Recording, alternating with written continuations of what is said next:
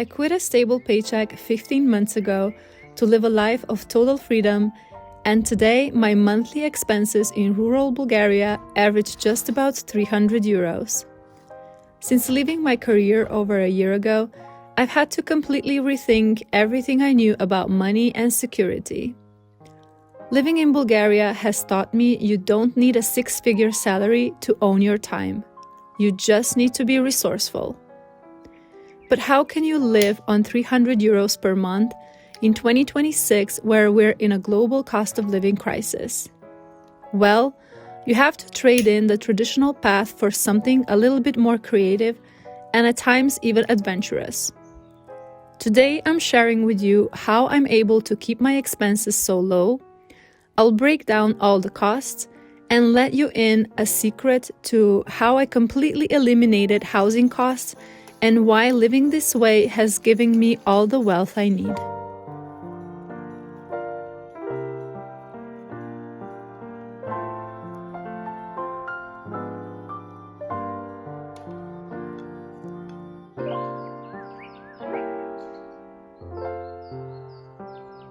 For most people, housing is the biggest expense.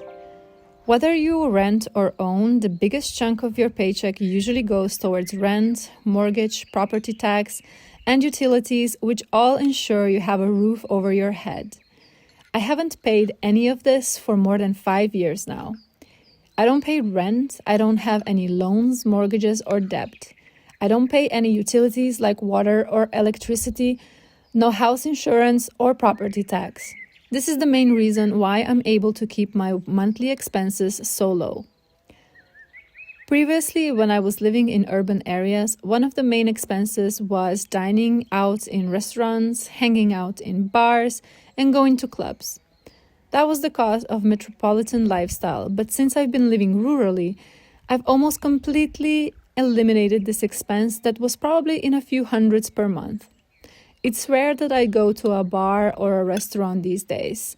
I rather buy the ingredients in a shop and have a picnic in nature or drink a cold beer out in my garden. But since I live quite remote, I had to add an expense as well. City living meant access to wide transport possibilities. For 12 years, I didn't own a car because I didn't need it. Now I have a 24-year-old Volkswagen Passat, a sturdy car that has low fuel consumption and affordable repairs. For now, it works just fine. So besides my monthly groceries, I'd say my car is the biggest expense. Depending on how much I drive around, of course. During winter, I'm more static and fuel was significantly cheaper. Now I'm starting my road trip season and diesel prices are off the charts. So we'll see how much we wander around. Since moving to Bulgaria, I've also significantly lowered my health insurance cost. In Slovenia, it's on the high end, and while in Bulgaria, it's 3 times cheaper.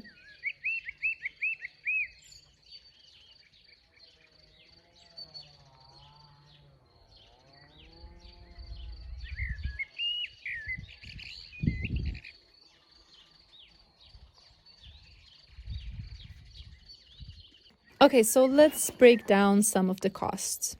For housing, I don't pay anything. For utilities, I also pay 0 euros. For property insurance and taxes, I also don't pay anything. My Bulgarian health insurance costs 23 euros per month. I haven't used it yet, so I don't know what's included and what's not. I did have to get some dental work done, and by chance I found a dental student in Plovdiv who needed a patient for her exams. In 4 visits, I only paid 1 euro for an x-ray, but everything else was free. End of summer, they'll also do an implant, and I yet have to get a quote on that, but I'm pretty certain that you only pay for the materials and the cost is much cheaper than if I went to a normal practice. So again, it's all about being resourceful. I have 2 phone contracts, one in Slovenia for 10 euros 70 per month and one in Bulgaria for 18 euros per month. The one in Slovenia I will eventually discontinue because I don't really need to. Now I only have it because it's used for my bank authentication. At this property, I also got internet. Usually the owner would take care of that, but because he hasn't lived here in a while, I had to take care of my own internet provider. I found a local one without a contract for 13 euros per month, and I'm very pleased. I'm uploading and downloading daily, so relying on mobile data was just not an option.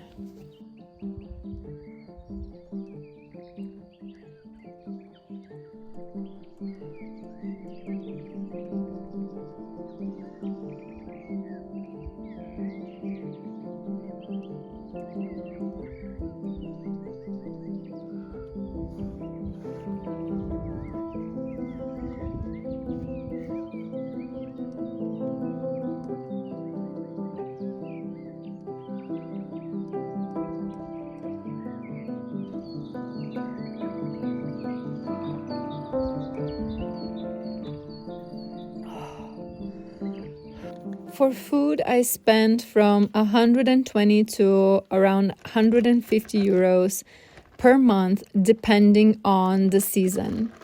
My diet consists mainly from carbs and vegetables. I can't eat any dairy and I rarely buy meat. I prefer fish or other source of protein. I also prefer fresh ingredients, but those can be pricey in Bulgaria. Seasons definitely affect the prices as well, and it's much better to shop at a local farmer's market than in any other shop. I usually go to Lidl because I'm used to their products, especially the vegan buns, so I don't have to complicate my life with reading labels in Cyrillic. But I find it that local markets offer better quality for a lower price. In Bulgaria, it's all about being resourceful, and especially in villages, people barter a lot. When I lived in the Rhodope Mountains, my neighbor would constantly supply me with her goods, and I still have some of her preserves. I think I could lower my groceries budget even further if I wasn't such a big snacker. Plus, I love my cold beer in the sunny afternoon. But then again, to completely strip myself out of all of these little joys, is it even worth living?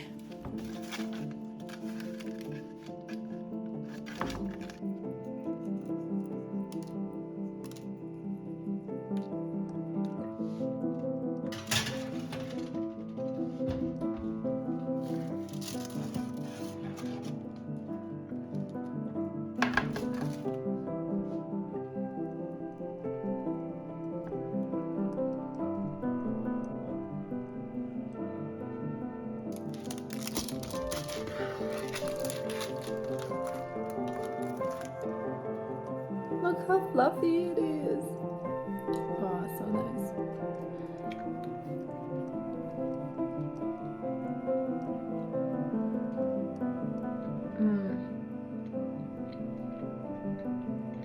Wow.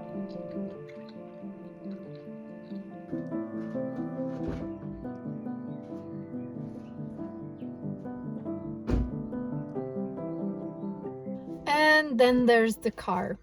For me, having a car is actually a luxury because, like I said, for 12 years when I lived in Ljubljana, I didn't own a car. I didn't need to. Now that I live here rurally, I could probably live without a car, but it would just make things a little bit more difficult, a lot of inconvenience. Everything would take much longer, and I would probably have to rely on other people a lot. I bought this car 1 year ago, just before I moved to Bulgaria. I paid 1,200 euros for it and put a few hundred euros into it just to get it running smoothly and get it serviced and everything. And I have to say that since then I didn't have like really any issues with it. This is a good thing about having an old Volkswagen Passat. They are very reliable and endurant. I had just registered the car in Bulgaria, so this isn't really a monthly expense, it's a yearly expense. But I want to break down anyway how much it costs so that you get an idea if you're gonna be in a similar situation and you want to import your car here or buy a car here and register it. By far the most expensive thing about registering the car here was paying eco tax.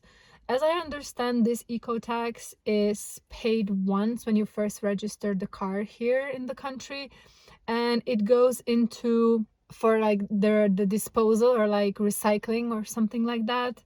The amount of eco tax depends on how old your car is. I don't know if the engine also has anything to do with it, but for my 25-year-old Volkswagen Passat 1.9 TDI, I paid 190 something euros, which is a lot if you ask me. Then the next thing was insurance. I just got the liability one, which is super basic, which was 142 euros. I added road assistance because the car is 25 years old, and it was just 18 euros more. And then the registration itself, which you do at the traffic police, was 32 euros. And in that price, you have the technical examination, you have new documents and plates. And I think that's it. Altogether, it was roughly 390 euros, which is similar or like almost the same price as I paid in Slovenia, so it's not any cheaper. And that amounts to 32 euros 50 per month if you want to like divide it into like monthly payments. I will also need to service my car, which I will do in a couple of weeks. Change the motor oil and all the filters. I haven't got a quote yet, but I'm assuming it's gonna be probably from like 100 to 150 euros, something like that. I'm adding this because it's not a big expense. I'm adding this into the budget for fuel and like little like maintenance things that happen on the car. Like I just bought a light bulb for headlights and things like that. It's little things. Like I said, the parts and things for this car are really affordable. But yeah, I do constantly have to buy the liquids and things like that, so you know, it's a few liters maybe per year. So I'm adding all that into my fuel budget. And the fuel usage for this car is also very low. I think it's about 5.5 liters per 100 kilometers, so it's really good. But the problem is that when I arrived to Bulgaria, 1 liter of diesel was around euro 20. Now 1 year later, it's euro 80, which is an extortionate an extortionately big rise. I've become much more aware of how much I drive and how much I use. So during winter, I'm much more stationary, and when I lived in the Rhodopes, I would go every 2 weeks to a town to get my groceries and do my errands. So during winter, I don't know if during the whole winter I used 1 tank of diesel. I think not. So but now I'm driving much more. I'm gonna go explore, I'm gonna do car camping trips, I'm gonna go house hunting again, so I'm gonna use a little bit more. If I want to take like a monthly average, I would say together with the little maintenance, I probably spend around 75 to 80 euros per month for fuel and little maintenance parts and things like that, and oil and liquids. So I think that's pretty good for having a car. But yeah, like I said, it's totally a luxury for me. And before, when I was living in different countries and areas, when I didn't have a car, I spent even less than I do now. So it's definitely possible to live very low budget in these areas. I did have neighbors and I know people here in the area that live without a car. It's possible. It's just maybe you have to do some hitchhiking or be dependent on a bus that goes maybe once per day or twice per day. So that's the car.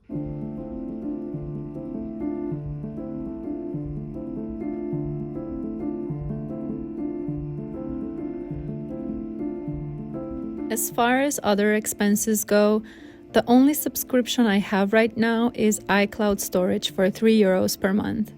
I cancelled everything else a long time ago. Netflix, Canva, everything is a subscription now, and I'm just not having it. Hell, I even stopped smoking when I moved here. Well, I was vaping actually, but it was too expensive for me. I had other priorities. I don't shop for pleasure or because I'm bored. I shop when I really need something. And that's the case for clothes, home decor, cosmetics, anything really.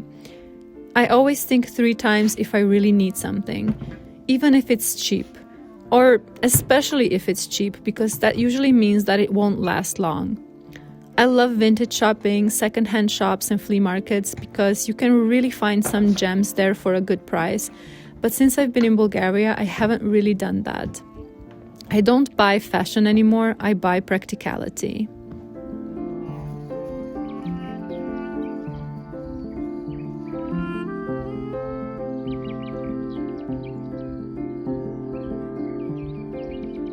And surely every month there are some bits and bobs that I get either for myself, home, or someone else, but those are really insignificant. We're talking 10-20 euros per month probably.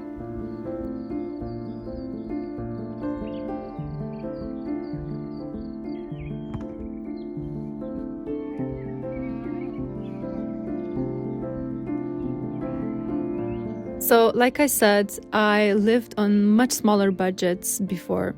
There are times when I lived on about 150 euros per month.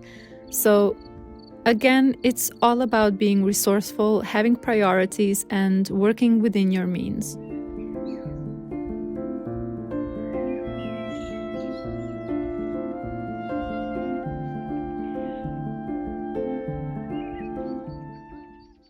And lastly, I want to share with you the not so secret about how I completely eliminated my housing expenses. Since I've been in Bulgaria, I have been staying at some really beautiful homes and properties, all free of charge.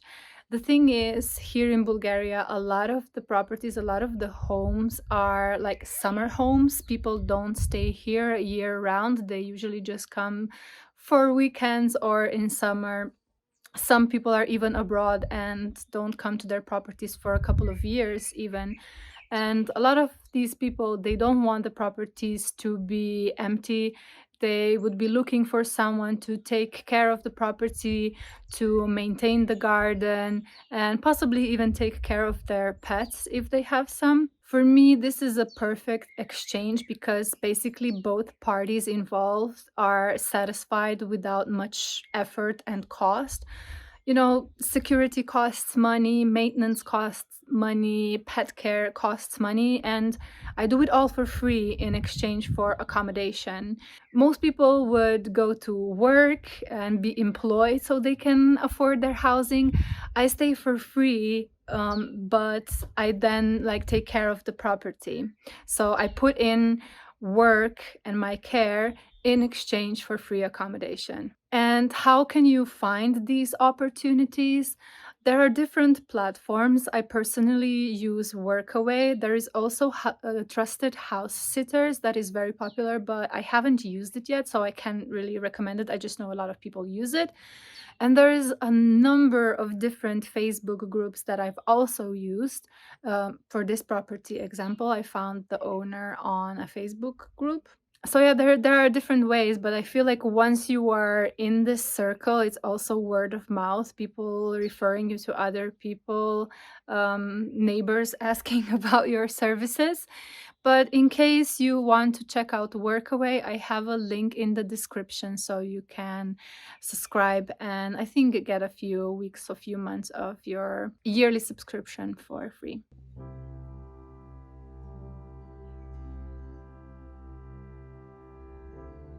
One of the most common questions I get is how much does life in Bulgaria cost?